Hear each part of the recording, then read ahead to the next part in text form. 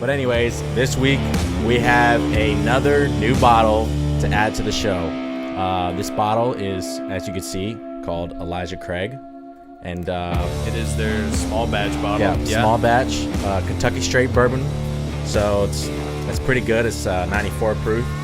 And if you haven't heard of it yet, then you're going to want to stick around to hear the little story about it and everything.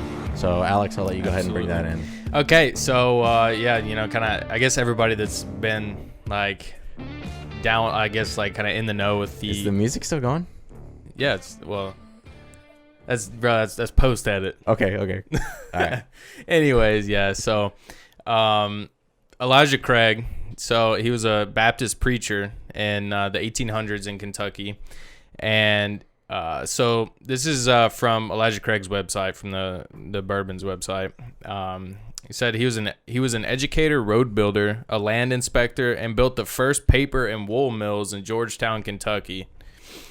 But it was his gift as a distiller and entrepreneur that establishes his place in history as the father of bourbon.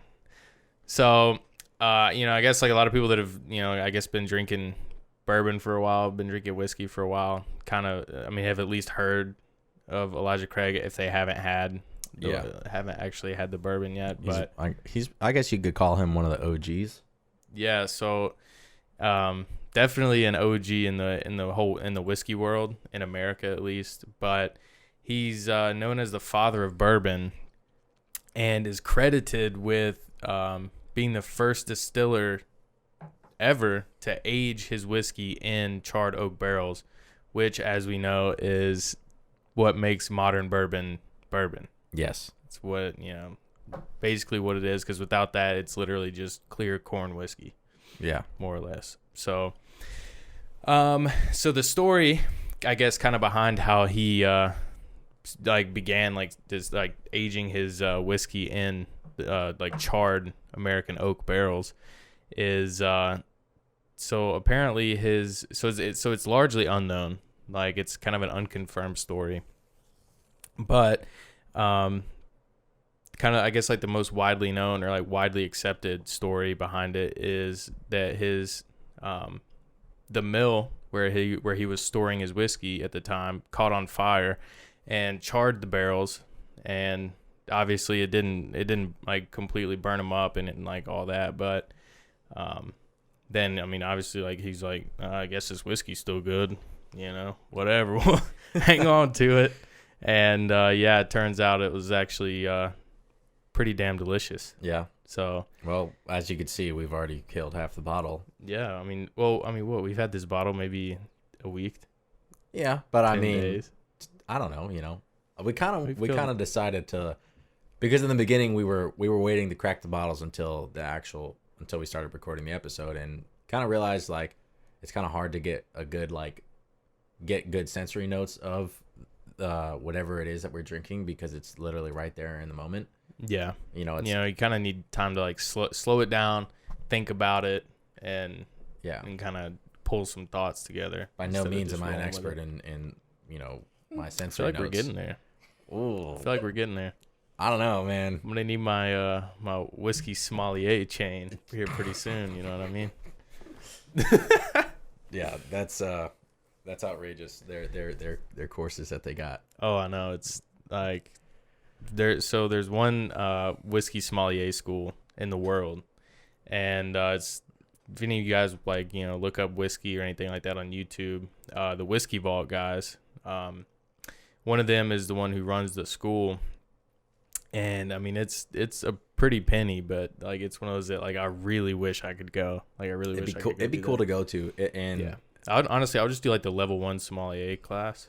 To be honest, it's really for just the businesses, bars and stuff. Yeah. It really is their target audience. Yeah, and I feel you could kind of acquire that knowledge through years and years, but honestly I just think it would be cool to go to the class and kind of see what all they're teaching and what all they're doing. Yeah, especially for the pod, Yeah. So if anybody wants to sponsor me and throw down $4,000 for me to go to Texas and go do the sommelier school, maybe Elijah Craig will sponsor us. Hey, if they see this. Yeah, they might do it actually. Oh man. But yeah, so I guess we can toast this up to what, episode 11 now? Episode 11. God almighty. Ooh. All right, well. Clink. Cheers, fam. Okay. Wait, how do you swirl? Yep, you agitate it, and you give yourself a nice little whiskey mustache. You breathe in through your nose with your mouth open, so you can kind of get a little bit of those notes. Smells like alcohol. We're learning. And then you'll take a sip. Believe it or not, guys, this is a learning experience for all of us involved. And then you keep agitating, and again, give yourself a little whiskey mustache. And you just kind of want to, when it starts to burn, like Alex said before the other day, when it starts to burn your nose a little bit, that's when you want to pull it away. Bring it up, and then once you like feel it starting to like curl your nose hairs a little bit, then kind of back it off. Yeah. But yeah, so let you guys get another sip in. What do you guys what were you kind of getting off the nose on this one? So for me, so let's just say I'm not like I said, I'm not an expert. So, but what I'm really picking up a lot, I feel like I'm getting a lot of hints of like vanilla. Yeah. Maybe a little bit of caramel. Yeah, so like I feel like on my first nose of this one, like definitely some wood. It was almost overwhelming wood for me. Yeah. Like it was definitely just like some that, wood. like it almost smelled like said earlier, I was like, it kind of smells like a wicker chair. Like a new wicker chair is kind of what it, and like oak. For me, when I get the most like notes from it is when I almost like directly over top of it. Yeah. And smelling it from like side to side is when I really get a lot of the notes. I cannot. Yeah, I mean, definitely on the second nose is like super heavy vanilla. Yeah. But yeah, I mean, that's cool about these glasses though, is because with a traditional like straight bourbon glass, like a rocks glass or a low ball, you're not gonna get a lot of those notes because you're just gonna a lot of the alcohol is overpowering the notes inside the whiskey.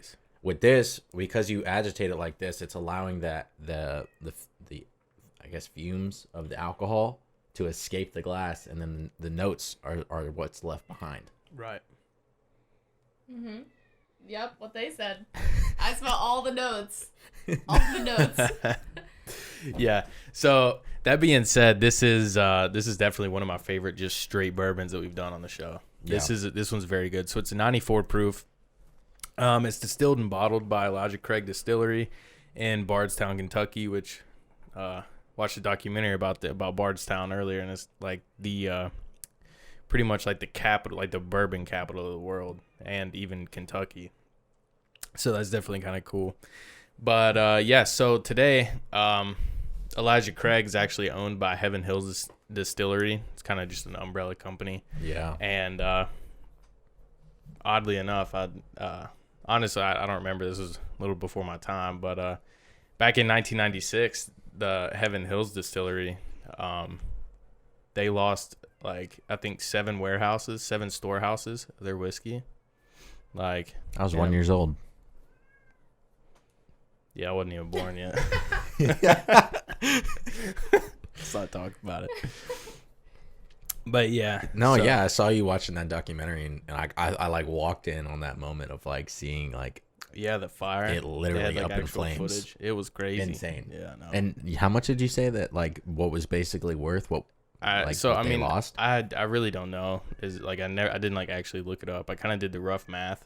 So there was like it said that they lost 90,000 barrels, and at roughly there's round about 200 bottles or 200 fifths in a barrel. Yeah. And then so you multiply that by 90,000, and that's a lot. And then like you think $30 a bottle, you're looking, or $30-$40 a bottle depending on what it is.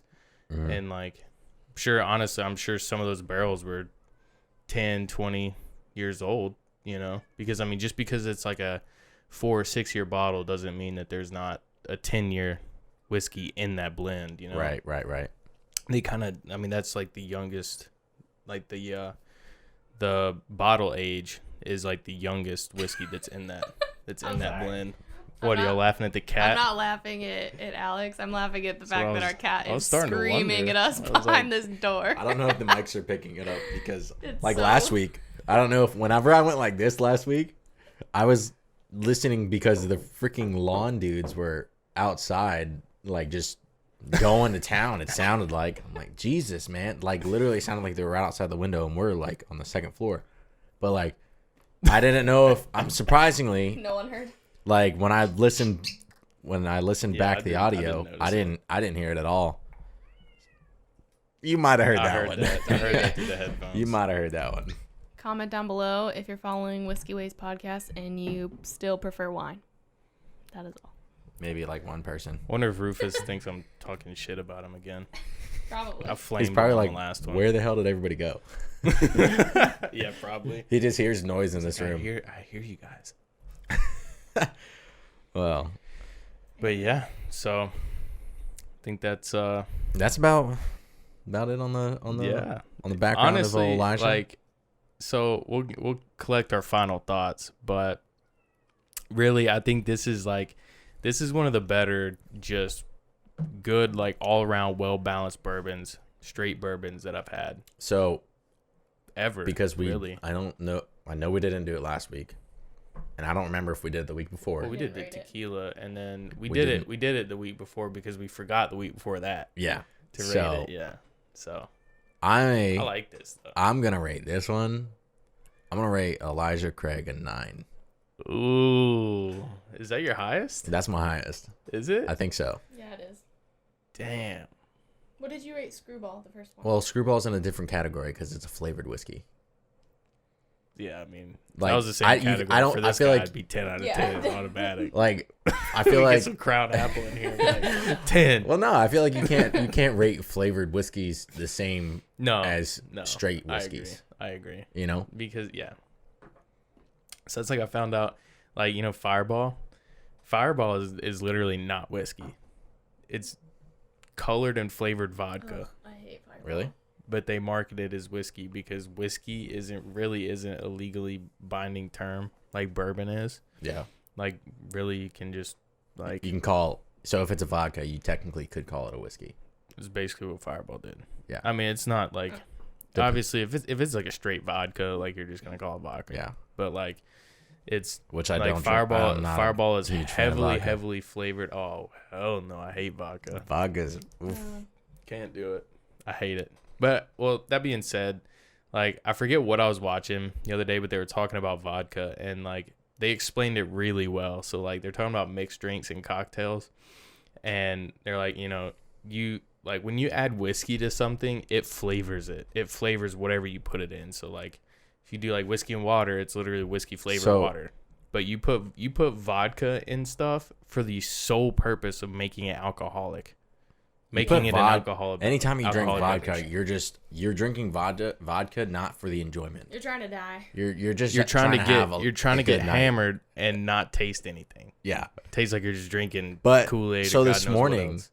I was watching a video. You know, Tipsy Bartender. Yeah. Okay, and I'm Of course. sure everybody knows Tipsy Bartender. So he posted a video of a mixed drink called The Graveyard, and literally, I would never drink this. Was it in my like life. just a horrid mix of liquor? It was literally. I think it was a.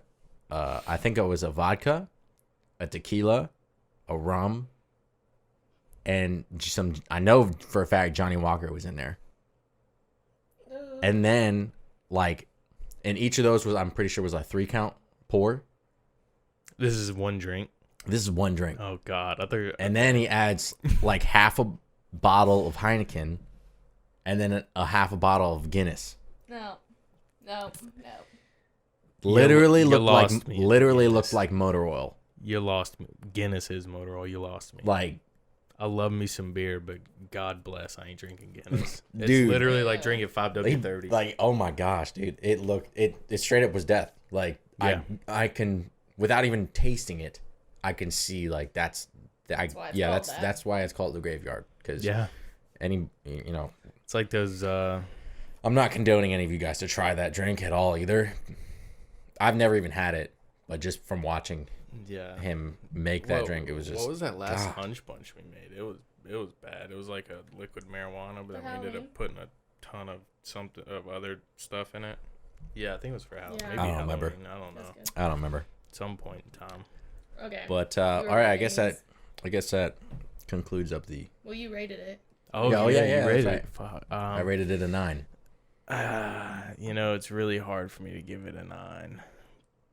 I feel like you're just being like hard-headed when it comes to the whiskeys and rating them. Yeah, but like, so I feel like for the show, and for the sake of the show, like, I feel like for us to give it like above like a 9.2, it's gonna have to be like unbelievably good, like just best thing you've ever had in your life. Like what is a 10?